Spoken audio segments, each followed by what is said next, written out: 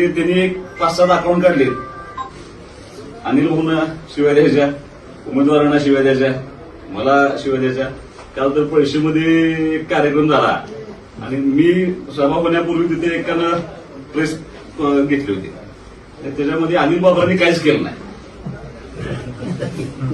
सुहास बाबरांनी काहीच केलेलं नाही. या मतदारसंघात बाकी कोणी काही केलेलं नाही की आम्ही माहितीच्या देखील मागितले, असं झालंय तसं झालंय, हे झालंय ते झालंय. म्हणलं अरे खरं बा, म्हणलं आता आम्ही काहीच केलं नाही, न काय करताच आमचं चाललंय म्हणलं सगळं. आणि परत ह्यांचं काय नाही, म्हणजे एका बाजूला असं म्हणायचं की ह्यांनी काही काम केलेलं नाही, दुसऱ्या बाजूला म्हणायचं जे केलंय ते आमचा मुख्यमंत्रीवर बसलाय आणि त्या मुख्यमंत्र्यांची सही झाल्याशिवाय आम्हाला काही करता येत नाही. म्हणलं अगदी खरं आहे. म्हणलं आता तुमचे मुख्यमंत्री आहेत, त्यांच्याबरोबर आम्ही 242 जण सहकारी आहोत ना, आणि आम्ही सगळे 242 आहेत म्हणून आपले आदरणीय मुख्यमंत्री साहेब आहेत.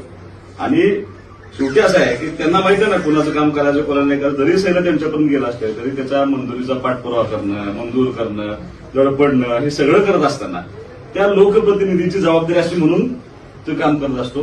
ते आता त्यांच्या सैला गेलं, आता सगळं शांततेत चालू असताना उगाच मृत्यूष्ट निर्माण करायचं. म्हणजे काल त्यांनी आपल्या भाषणात म्हणते की बाबा आम्ही सगळे बरोबर आहोत म्हणून सगळी सत्ता स्थापन झाली. आमच्यासारखे सामान्य कार्यकर्ते, लोकांनी निवडून दिलेले आमदार आज आदरणीय मुख्यमंत्र्यांच्या बरोबर आहेत. आणि त्याला आपलं तू भाऊंच्यावर बोलू नकोस, तुला काय शिवाय शब्द द्यायचा आहे तुला आम्हाला दे, आमच्या उमेदवारांना दे. प्रघात आहे, संस्कृत आहे की गेलेल्या माणसावरती काय भाषण करू नये. त्याला म्हणलं बाबा हे तुझा जरी मुख्यमंत्री असला तरी ते मुख्यमंत्री आज आम्ही सगळे बरोबर आहोत म्हणून आम्ही एकत्रितपणे काम करतोय, शांततेत काम करतोय. आता त्याचं क्लिप तोडल्या आणि सुहास बाबरांचं मुख्यमंत्र्याला चॅलेंज एकेरी उल्लेख.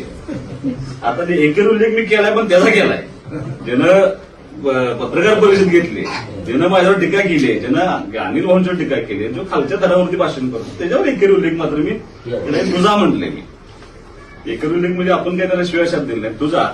पण मुख्यमंत्र्यांचं कुठं आनंद व्हावा हे आता ती सांगायला काय नसल्यामुळं, गेल्या या 10-15 वर्षात काही काम कुठल्या गावात केलं नसल्यामुळं असं काहीतरी तुम्हाला ते सांगून आता अपप्रचार करण्याची शक्यता दाट आहे. तर तुम्हाला थोडं सावध राहावं लागेल. आता ही तुम्हाला सांगायचं कारण असं आहे की उद्या परत तुमच्या गावात तीच होणार आहे. आता समजा बापू नव्हते विधानसभेला आपल्याबरोबर,